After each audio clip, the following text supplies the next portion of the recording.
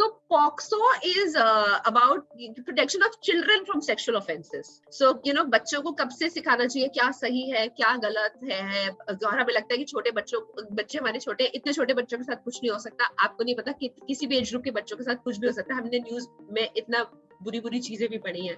तो डिटेल में तो चलो हम आराम से बात करेंगे, बट बेसिक चीजें अपने बच्चों को शुरू से सिखाएं। एक मैं हमेशा हम लोग कहते हैं कि when you are teaching your kids, correct body parts के नाम बताना बहुत जरूरी है। अगर मैं उसको बता सकती हूँ बच्चे को कि ये बेटा तेरा ये हाथ है, ये फिंगर्स है, तो प्राइवेट पार्ट्स के नाम भी उनको सही तरीके से पता होने चाहिए। खुदा ना खास्ता गलती से किसी बच्चे के साथ कल कुछ हो जाता है, जब उनके से बातचीत की जाएगी वो उस पार्ट को अपने लिंगो में बात करता, वो लीगली शायद हो सकता है एक्सेप्टेबल ना हो। दूसरी चीज ये है, अगर हम हर चीज नॉर्मल रखेंगे शुरू से, तो बच्चे के लिए भी वो नॉर्मल है, right. So that is like I should tell her कि भाई, if I have a daughter कि these are your body parts, this is vulva, this is vagina, you should know. I have a 5-year-old daughter and she knows what is the correct name of the body part also. दूसरी चीज है, हम parents को भी बोलते हैं to teach their children from day one, और ये रोज आपको बच्चों को प्रैक्टिस करानी चाहिए कि वो भूले ना। There's a rule called no go tell. Okay. So if somebody tries to touch you somewhere, जो भी बॉडी पार्ट्स आपके, नॉर्मली लोग कहते हैं कि स्विमसूट, जो स्विमसूट में बॉडी कवर होती है, पहले ये बोला जाता था बच्चों को, बट मैं कहती हूँ कि जो भी टच आपको अच्छा नहीं लगता स्ट्रेंजर का, क्योंकि it's not just the swimsuit के बॉडी पार्ट्स है, जो प्राइवेट बॉडी पार्ट्स है उन पे कोई टच ना करे। आज की डेट में यार लोग किस तरीके से आपके हाथ सिर के ऊपर टच कर रहे हैं या हाथ पे ऐसे फेर रहे हैं, वो क्या सोच के कर रहे हैं। किसी की सोच कितनी गिर सकती है, आप खुद सोच सकते हो, being a women also specifically when it comes. तो इसलिए वी आर स्कैर्ड कि हम बच्चे को स्ट्रेंजर्स के पास भी ना भेजें, बट बच्चे स्कूल तो जाएंगे, तो एटलीस्ट उनको बेसिक चीजें समझाएं, जैसे कि स्पेसिफिकली कि अगर आपको कोई टच करा है तो आपको वहां से भागना है। आपको उनको पहले बोलना है नो, आप मुझे टच नहीं कर सकते, no. So that is no.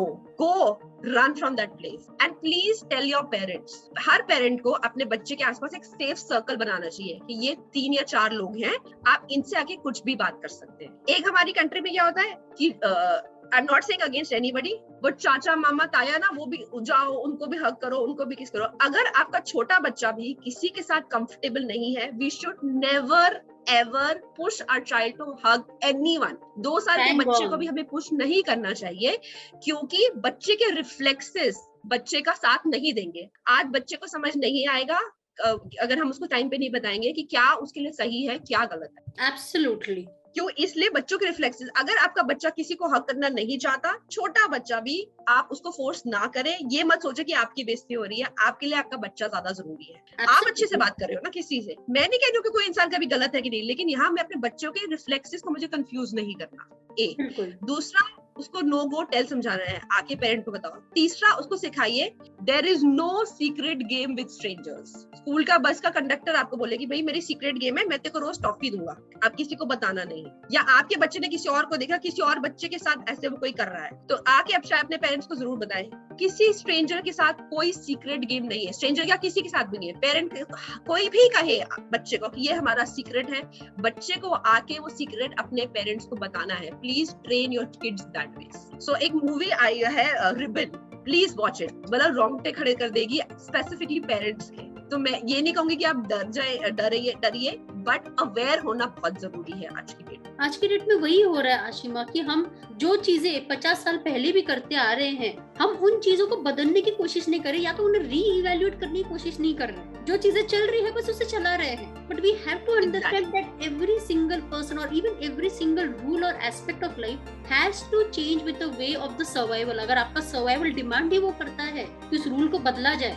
तो we have to be progressive, we have to accept that. And ये भी जो एक चीज होती है ना कि कई बार पेरेंट्स बच्चों को कंफर्टेबल नहीं होते बताने के लिए। लाइक मैं अपने एक्सपीरियंस से कह रही हूँ कि बहुत सारी चीजें मैं शायद कंफर्टेबल ना हूँ, पर हमें ये भी दिमाग में रखना चाहिए कि ये जरूरी है हमसे ज्यादा बच्चे के लिए। अगर हम उन्हें नहीं समझाएंगे तो वो आगे जाके अपनी उनकी जब जनरेशन होंगे तो उनको कैसे समझाएंगे। ये छोटे छोटे स्टेप्स होते हैं, बेबी स्टेप्स, बट इनका जो इम्पैक्ट होता है ना, ये बहुत बड़ा होता है।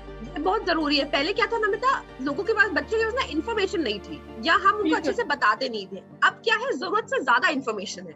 इंटरनेट बहुत सारी चीजें गलत बताता है, तो as parents it becomes our responsibility कि हम अपने बच्चे में वो कॉन्फिडेंस क्रिएट करें कि कल को मेरा बच्चा आके मुझसे कोई भी बात कर सके. It is very normal, basic चीज है. मैं बाकी डिटेल्स में नहीं भी जाऊँ, मतलब you know even the menstruation cycle. तो I have been brought up in a family कि if I was on my menstruation cycle I could ask my brother और my father also to go to the chemist and get me sanitary napkins. So basic चीजें, you know it should be an open environment. It is normal, it is natural. So उस चीज का तो हवा नहीं बताना चाहिए. नॉर्मल है, हर गर्ल के साथ ऐसा होगा हर महीने. तो इट इज नॉर्मल. ब्रश करना जरूरी है, वॉशरूम जाना जरूरी है.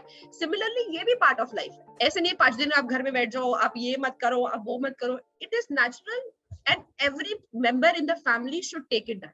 Outstanding information, Ashima.